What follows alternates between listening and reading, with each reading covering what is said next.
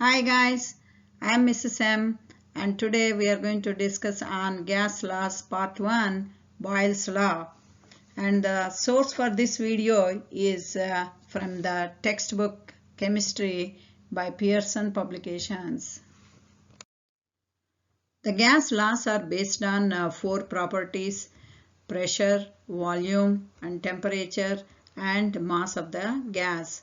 Pressure and volume generally seen in SI units but can be expressed in other units also.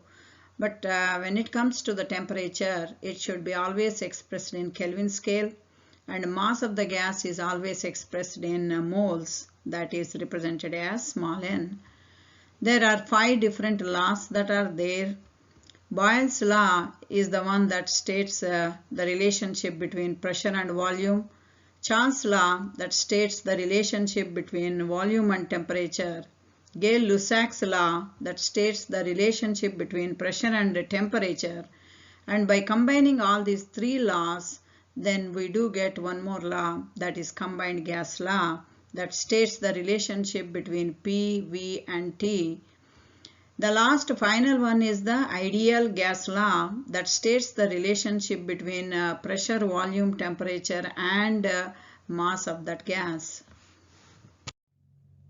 So let's move on to the first law, that is Boyle's law. This is formulated by a British physicist, Robert Boyle, and this law is stating the relationship between the pressure and volume, so that the nature of the compression and expansion of a gas at constant temperature is explained. Let's go in details about the Boyle's law. Boyle's law states that the pressure of a gas is inversely proportional to its volume, provided under 2 conditions. It should have fixed mass and it should be having the constant temperature. That means if P increases, V decreases, and if V increases, P decreases. Let's see the scenario in this picture. In this first one, volume is more and pressure is less here for these molecules. As we decrease the volume, then the molecules, they collide with greater speed due to having the less volume. Therefore, they exert more pressure on the wall of the container. So we can say that they are inversely proportional with each other. So if you write mathematically, P is inversely proportional to V, that means PV is equal to K, that is constant. But remember one thing, that T and N are always constant in this situation. Of course, T is in Kelvin units and N mass is always measured in moles of the gas. So the equation for the Boyle's law is P1V1 is equal to P2V2. So let's go in details about this equation of the Boyle's law.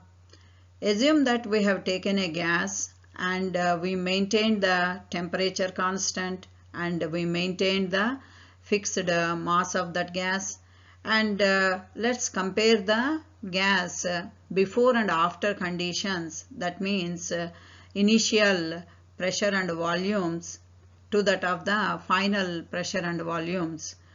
So P1 and V1 can be considered as initial pressures and volumes, and P2, V2 can be considered as final pressures and volumes. You can see the graph animation. As the volume decreases, the pressure is been increasing.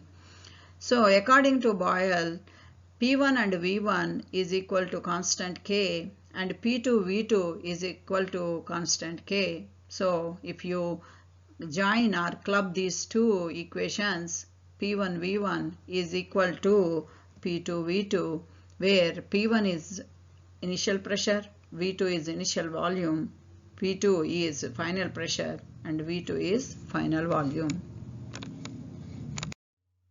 So let's see the graphical representation of this Boyle's law. If you plot a graph taking the volume, that is independent variable, on x-axis and pressure that is dependent variable on y-axis, we get something like the curve that is shown in the diagram. So here there are three scenarios that are there, before and after. But before is V1 and P1 initial, but let us assume that we have increased the volume, what will be the pressure, and let's assume that we have decreased the volume, what will be the pressure. So if you see that V1 is 1 liter and P1 is 100 kilopascal, then let us say that we have increased or we almost double the volume. Then since V and P are inversely proportional, P2 becomes half, that means 100 kilopascal will become 50. Then let us say that the volume from the initial 1 liter we have decreased to 0.5. Since volume is decreased, then pressure increases, so 100 kilopascal will become 200 kilopascal. So according to the Boyle's law, P1 V1, if you multiply, it becomes 100. P2 V2 also becomes 100. P3 V3 also becomes 100. Therefore, we can say that P1 V1 is equal to P2 V2, or we can say P3 V3. So that explains the Boyle's law. Okay, now it's time for the checkpoint. See the diagram here and see whether this follows the Boyle's law or not. So make sure that you are noting down the P1 V1 values and P2 V2 values. And according to Boyle's law, if P1 V1 becomes P2 V2, then it follows the Boyle's law. Otherwise, it doesn't. So let's solve a problem related to Boyle's law. A balloon contains 30 liters of helium gas at 103 kilopascal. What is the volume of the helium when the balloon rises to an altitude where the pressure is only 25 kilopascal? Assume that the temperature remains constant. So according to this problem's data given, first step is you have to figure it out what's the known data and what's the unknown data. So known data is P1, V1 and P2, and unknown data is V2. Then step 2 is what kind of gas law should be applied for this problem. So since temperature is remained constant, we can say that we use Boyle's law to solve this. P1 V1 is equal to P2 V2. Then step 3 is we have to rearrange this formula to find out the unknown variable V2. Since V2 has P2 in that side, we have to cancel out the P2 by dividing the P2 on both sides, so that we do get the formula V2 is equal to P1 V1 by P2. Then last step is plug in the known data so that we can derive the V2. So kilopascals gets cancelled out, so we do get the units liters, that is 123.6 liters. We can cross check this answer by analyzing the data here and comparing the pressures and volumes, initial and final. Pressure 103 kilopascal to 25 kilopascal it has decreased. Nearly it has decreased 1/4. Then the volume should be increased also 4 times. So V1 30 liters to almost 123, that indicates that it is nearly 4 times it has been increased. So we can say that our answer is most likely correct. Okay guys, now it's time for the checkpoint.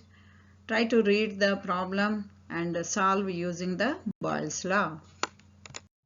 Finally, watch this video link for the experiment on Boyle's law. So that's it guys. I hope you understand, and let's meet in the next video.